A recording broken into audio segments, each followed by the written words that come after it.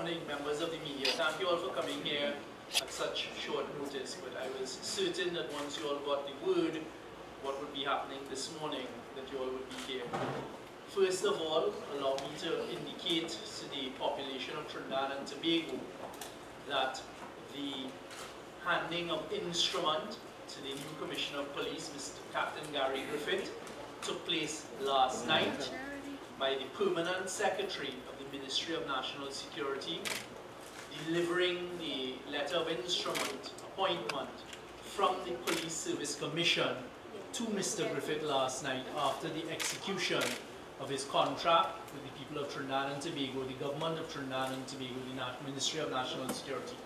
All of that took place last night, and we'd like to publicly thank Mr. Griffith and the Permanent Secretary. Mr. Griffith returned to the jurisdiction last night and made it his first point of duty to get that done, so that this morning we will be able to announce that we have our new Commissioner in office and that everything was properly sorted out. Yesterday, Cabinet approved and confirmed his terms and conditions. I'd like to thank him as well that they were not protracted negotiations. Very reasonable package was agreed yesterday by the Cabinet of Trinidad and Tobago that was then put to Mr. Griffith, and he agreed to it. He executed his contract last night, and he received from the Police Service Commission through the Permanent Secretary of the Ministry of National Security his instruments of appointment last night. This morning we have had a very brief meeting with the various heads of our national security apparatus in Trinidad, and if you'll allow me the opportunity, we have Mr. Clark to my right at the end, the Acting Commissioner of Prisons. We then have Colonel White, who is the Acting Chief of Defence Staff, Permanent Secretary at the Ministry of National Security, Mr. Vel Lewis. We have Mr. Gary Griffith, our new Commissioner of Police, Mr. Harold Phillip, the Acting Deputy Commissioner of Police, and then at the end, Chief Fire Officer Mr. Roosevelt. As you all are aware, sorry, Mr. Bruce. As you all are aware, we've had Mr. Stephen Williams, who has been the Acting Commissioner of Police for approximately the last 6 years, is gone off on vacation today for a few days. He will return, I think, a 10-day vacation.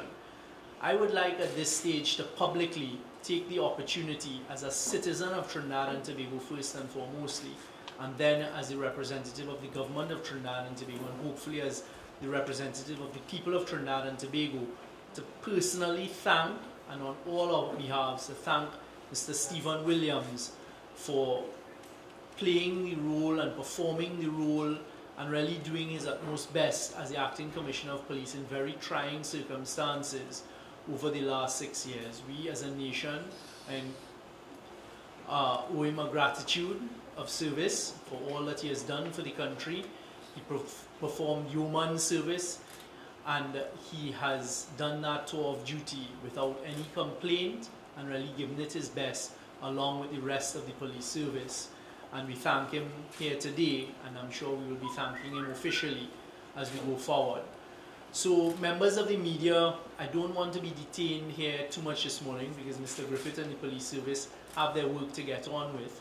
When we finish this media conference, Mr. Griffith will be taken across to the police administration building or escorted across by Deputy Commissioner Mr. Phillip, and the Permanent Secretary from the Ministry of National Security may accompany them as well for Mr. Griffith to start in his new role as Commissioner of Police.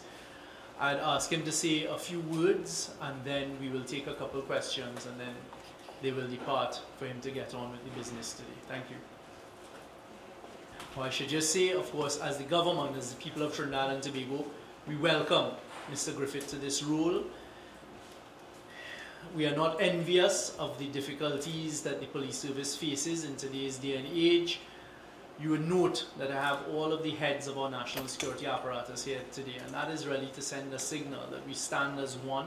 There's a united front being led by the Ministry of National Security in providing the policy and the resources that we're able to provide to all of our national security apparatus as we go forward. And really we welcome Mr. Griffith and the police service. Welcome him into this new role, and we look forward to the police service continuing to play the role that they play in providing safety and security for the persons and the people of Trinidad, our citizens of Trinidad and Tobago, and visitors to Trinidad and Tobago.